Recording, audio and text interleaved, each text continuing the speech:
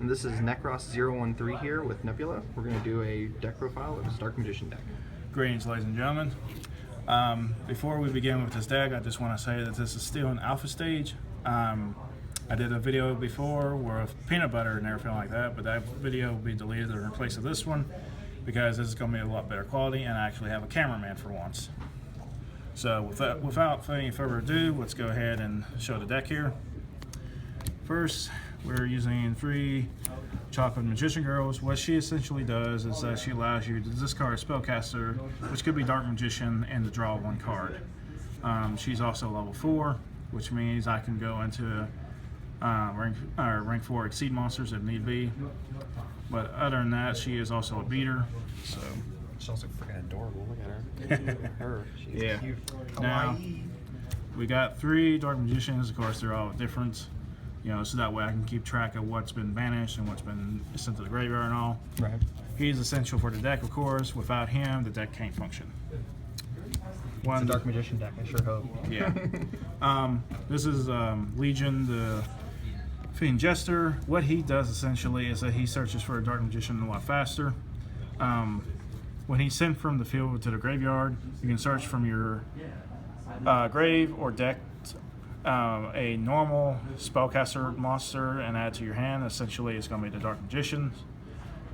And if I had Dark Magician Girl in here, he can allow me to tribute summon in addition to my normal summon. But since I don't run Dark Magician Girl in here, he only does one particular thing. He is pretty much fodder. He can also be summoned by Magician's Navigation because he is a Dark Spellcaster. Next, we have Magician's Rod. Pretty much, he's the searcher for whatever you need in terms of whatever Dark Magician is labeled under. He's pretty much is primarily used for Dark Magical Circle to search out for more resources for Dark Magician or Magician Navigation or anything of that nature. And whenever we get Eternal Soul, he'll be a lot more useful. He's useful now, but he's just, the deck's a bit slow. That's my biggest issue with it. I'm running 2 Magician of Dark Illusions. I did play 3 at one point, but as everyone else has stated on other YouTube videos and everything, he becomes cloggy and he doesn't really do what you need him to do during your opponent's turn. The idea is that you're supposed to activate spell or trap cards, and then you summon him from your hand by at the end of the resolution of the spell or trap and special summon onto the field. He becomes a Dark Magician on the field, and he allows you to use Dark Magical Circle to banish cards. And I am running 2 Maxis, obviously with the ban list. Putting him down from 3 to 2 kind of hurts, but I essentially wanted to run Maxis because of the draw power that I could have and get more resources. And if I draw into a Dark Magician, then I can activate Magician's Navigation and summon him onto the field. Now, I do have 3 Allures. I'm just using them into another deck today, but because we have 2 Maxis now, we have 3 Allures, which is kind of the trade-off. But pretty much that's what these empty spots are for, is for the 3 Allures. I want to get something higher than common rares, but that's just me. And we go into 3 Dark Magic Veils. Pretty much my deck focuses mostly on bringing out Dark Magician as fast as possible. Majority of Dark Magician decks right now are focused on combos and everything like that. They're using Illusion Magic and other stuff to bring out Dark Magician or add them to their hand and everything. I want to be able to get these guys out as quickly as possible. That being said, you can also bring out Legion, Fiend Jester, and also other stuff. You can't bring out Chocolate because she is a water type, which kind of hurts, but it's manageable. 3 Dark Magical Circles.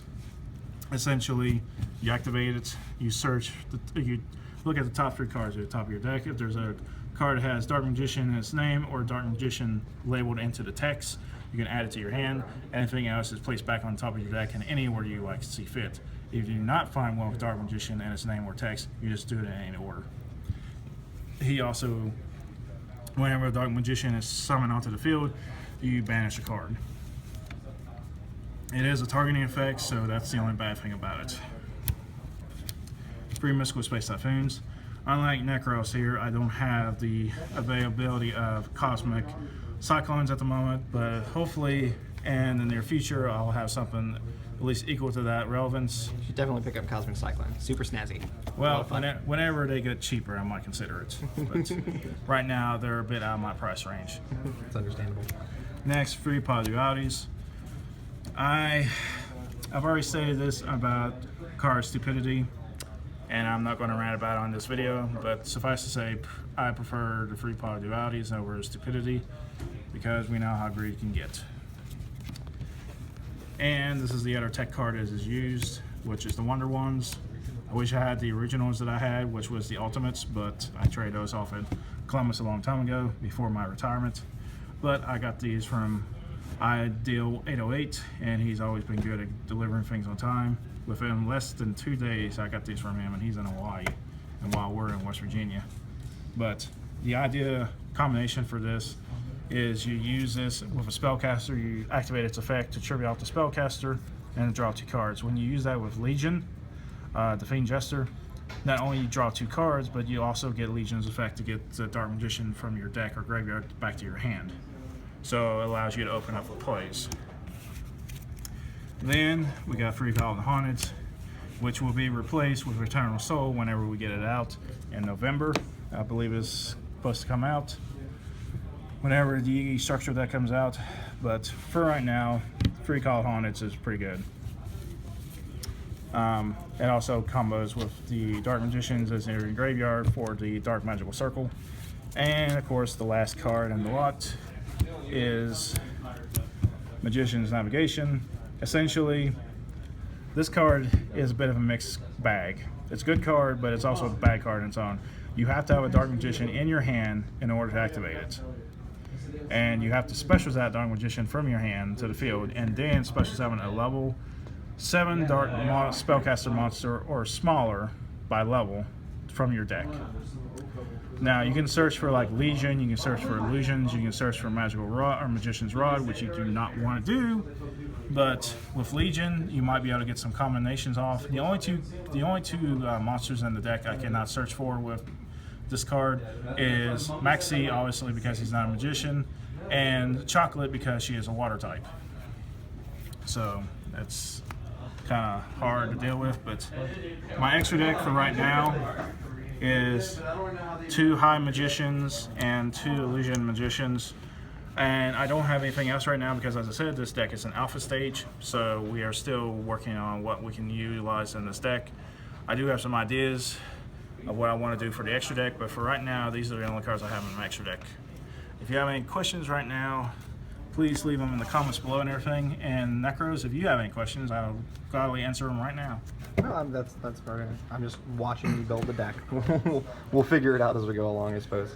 Yeah. Pretty much my only biggest complaint about Dark Magicians right now is that they don't have as narrowly as good support as they should, like the Blue Eyes White Dragons, where Blue Eyes has the alternate Blue Eyes White Dragons and stuff like that.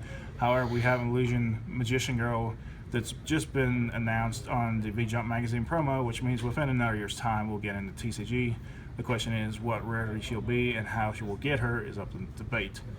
However, if I have to guess, I would say Chocolates will be replaced by her because she's able to discard a spell, or she can discard a card from your hand and special summon her onto the field. And whenever she's summoned, she can search for a Dark Magician. So that's always a plus. And there's other cards I wouldn't mind putting in here, but right now, if you notice from the deck itself, it is pretty much a turbo build because I don't feel like the combo builds that I've seen most people playing, like Kaku, the Ghost Destroyer, and everything like that, is efficient enough. Sure, it's good for like stalling your opponent and everything like that, but that's not the point of Dark Magicians.